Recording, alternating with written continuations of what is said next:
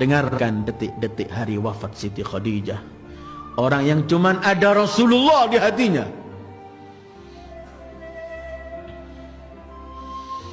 Hari itu beliau sakit, berbaring di tempat tidur yang paling sederhana, di kamar paling sederhana.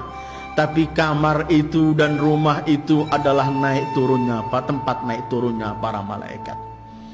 Khadijah sudah enggak memiliki lagi kekayaannya semua itu. Dia sudah hanya tinggal di tempat yang amat sederhana. Di kamar sederhana ada Khadijah, ada Rasulullah, ada Zahra yang masih 5 tahun umurnya, salamullahi alaiha. Sunyi, tidak ada satu kalimat pun terungkap di kamar itu. Semua cuman pandang memandang. Khadijah mengeluarkan suara lebih keras, menangis beliau. Kemudian melihat Rasul, sekali melihat putrinya Zahra. Memegang Zahra kemudian memeluk, menangisi Zahra. Memandang Rasul kemudian sunyi tanpa suara. Beliau pecahkan suara pertama. Khadijah berkata, "Ya Rasulullah, aku mungkin di akhir-akhir hayatku, wahai kekasih Allah. Aku sangat yakin aku sebagai istrimu, aku belum berbakti sepenuhnya kepadamu. Mohon maafkan semua kekuranganku ya Rasulullah."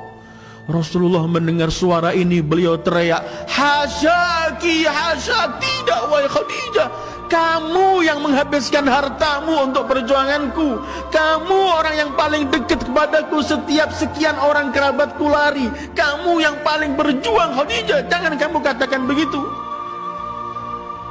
Khadijah memeluk lagi Fatimah.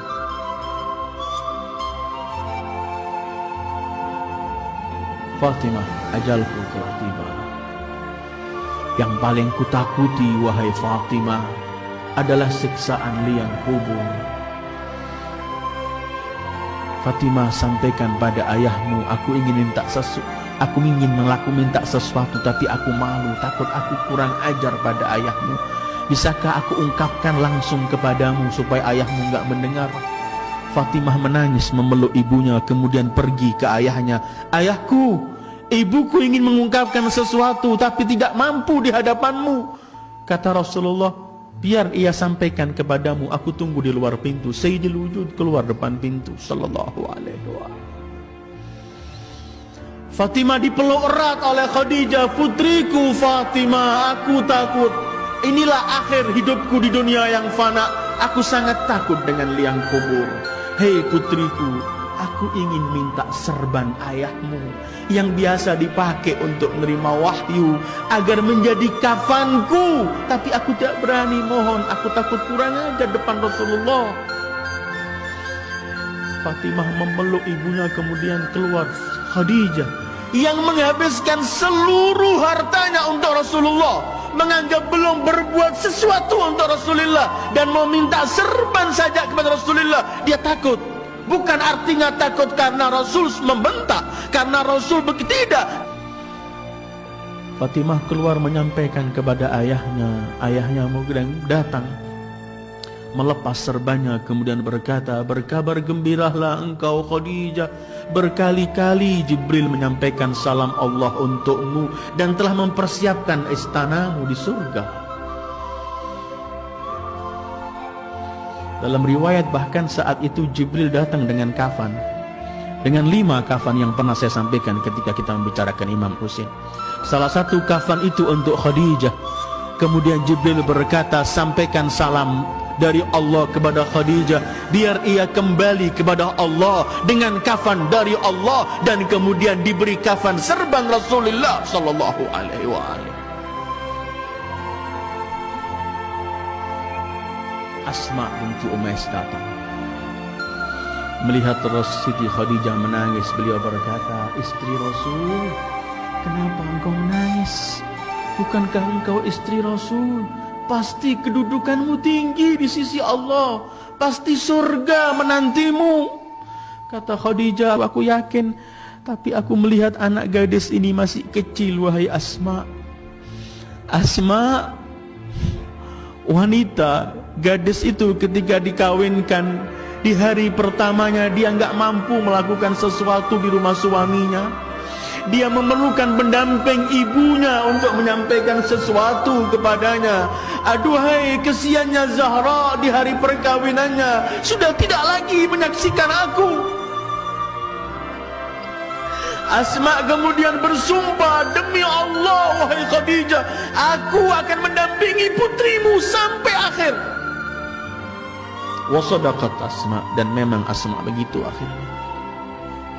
Karena di hari perkawinan Siti Fatimah ketika diserahkan ke rumah Imam Ali, Rasulullah pernah berkata, semua yang di kamar keluarlah.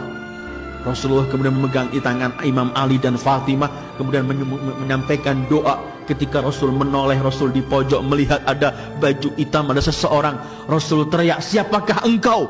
Bukankah telah kuperintahkan semua harus keluar? Kemudian Asma menoleh, aku Asma ya Rasulullah, aku bukan melanggar perintahmu, tapi aku telah janji dengan ibu Fatimah agar aku antarkan sampai akhir di rumah suaminya. Ketika Rasulullah mendengarkan nama Khadijah, Rasulullah kemudian berkata, Asma, semoga Allah membalas semua kebaikanmu karena kamu telah berbuat baik kepada Khadijah dan Fatimah. Khadijah wafat. Siti Sayyidah Fatimah mengelilingi jenazah Khadijah, kemudian memegang Rasul seraya berkata, Abata, aina ummi, aina ummi, di mana kelak ibuku? Jibril menyampaikan salam kepada Fatimah, salam dari Allah bahwa ibunya di surga. Ini orang-orang yang sekeliling Rasulullah ayyuhal ikhwah. Ini orang-orang yang dipilih oleh Allah untuk hatinya ada Rasulullah. Setelah Khadijah wafat, Rasul kawin dengan siapapun tidak pernah melupakan Khadijah. Setiap kesempatan yang diingat cuma Khadijah.